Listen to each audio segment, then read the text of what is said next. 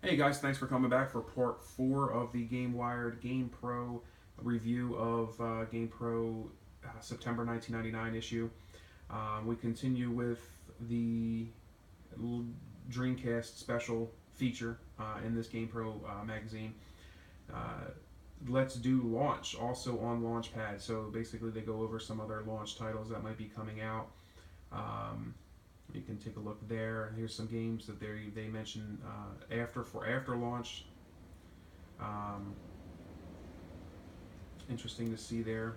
Games in theory to the right. MDK2 released NHL 2000, which was ended up being NHL 2K. Let's see here. Seaman Forbidden Pet. It was just ended up calling Seaman. That was like a kind of like something. It was the most bizarre game, and Seaman basically had a microphone that you can attach to your Dreamcast controller, and you can talk to this fish that had a man's face on it. That's in your game, and you were taking care of it. And ultimately, the thing became a smartass jerk. If you didn't take care of it too well or perfectly, if you didn't talk to him, he was just. It was the most bizarre Japanese game, but of course I bought it. Bought into the hype. Quake 2 advert to the right there. Advert for Demolition Racer. I guess close to Demolition Derby kind of game. Warpath, Jurassic Park Warpath. I don't remember much about that game, so can't really comment on that. Final Fantasy VIII advertisement on to the right for Target. Target really had a lot of adverts here. Let's see here. There's some more interesting stuff. Some PC games here. Dreamcast. This is the heart. Here's an advertisement for the Dreamcast. Again, building my hype. I was going crazy for this and for this console. It's for Soul Calibur. This is the soul. So you got the heart is the Dreamcast. The soul is the game. Soul Calibur, again, one of the most absolutely best fighting games ever. What do we got here? Gex 3, never got into that. Here's a pro review for the arcade game Street Fighter 3 Third Strike. As you can see here in the top here, it didn't perform very well in the arcades in the sound department. Fun Factor got a 3. So it didn't do very well. Dino Crisis advert, San Francisco Rush arcade preview. Here's Madden 2000 advertisement. Barry Sanders on the front cover there, or at least in the advertisement. And this was, I believe, one of the first polygon 3D graphics for Madden. So that was very interesting, very exciting to see. Let's see here. Sneak previews. Resident Evil 3 Nemesis, that was coming out. That was exciting. If you're a Resident Evil fan, you were freaking out for that game. Medal of Honor, World War II shooter. First-person shooters really still haven't taken off on console yet. Really just haven't done it. As to the point where they're, pretty much extremely popular now. Like, it's first-person shooters when it comes to action-adventure games. They just really haven't taken off, and they really didn't utilize the joysticks. I'm sorry, the thumbsticks on your controller. So that was Medal of Honor there. Good game though. I remember that clearly. Let's see here. Thrasher advert. Wu-Tang Shaolin style. Never got into that. I don't get it. Let's see here. Spyro 2 Riptos Rage. That was a 3D adventure game. Crash Team Racing, which was kind of Sony's take on Mario Kart Racing, but using Crash Bandicoot characters. Let's see, Hot Wheels, Thousand Arms, never got that. WrestleMania 2000 advertisement there for the Nintendo 64. I remember buying that. That was fun to play. Let's see here if I can zoom in on what it's talking about here. It looks like it was the THQ, the people who had a massive success, had massive success with the WCW license. So there are games that they made for the Nintendo 64 for WCW, like NW or WCW versus the World, games like that really took off. They decided to give the WWE games a run, and it was fun. WrestleMania 2000, not bad, not bad. Wipeout 3, Moto 3. Moto was kind of like Sony's answer to Wave Race. Wave Race was really, really popular, and Moto came out shortly or around when Wave Race came out, and it was fun to play.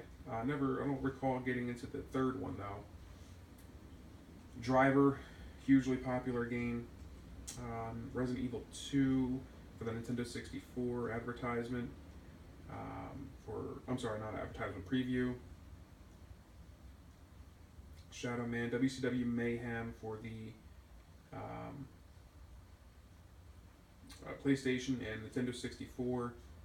I may have played it. I don't remember, much about it, so it really wasn't that great of a game.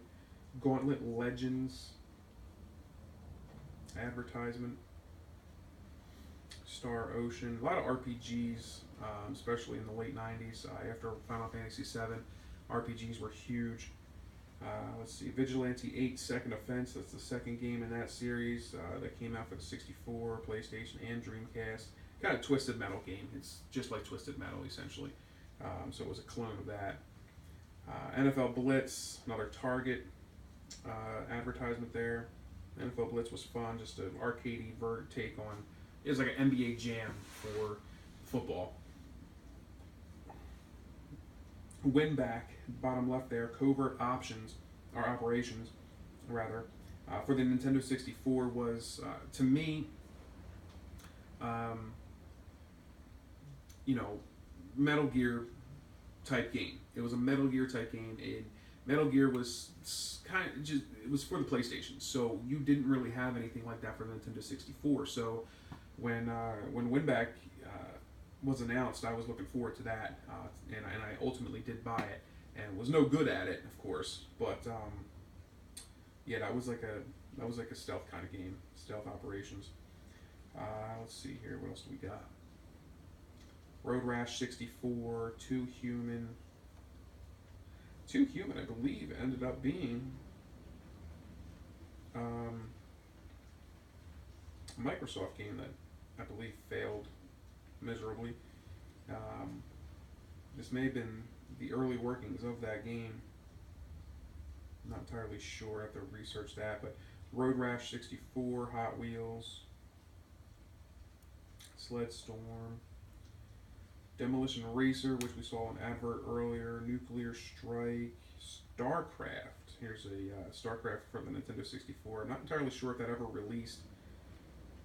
If it did, I apologize, I don't remember if it did or not. Fatal Fury. Let's see, nothing I really remember there. Rayman 2, Pac-Man World. Let's see, Chess Master. NCAA Game Breaker. So it was like a football game. There's a advert for Power Stone, just an absolute blast to play for the Sega Dreamcast. So definitely don't pass on that if you ever do get a chance to play that.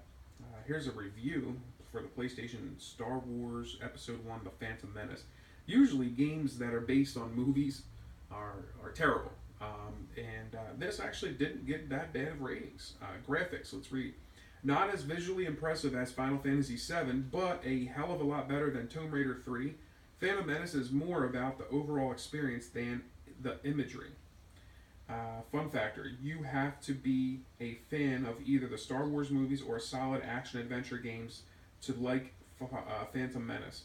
Fans will forgive minor graphical hiccups and plot variances faster than adventure gamers, but both will love this game. So that got really good reviews, oddly enough, because like I said, that just never happens for movies that are based on, or games that are based on movies. Soul of the Samurai. I had a friend who absolutely loved that game. I never really got into it. As you can see, it got a 5 out of 5 for fun factor, so that was really good. Another Target advert. Here's a driver review. A lot of people did like Driver. Fun factor 4.5, graphics a 4. This was like the first 3D game, before in the likes of a Grand Theft Auto.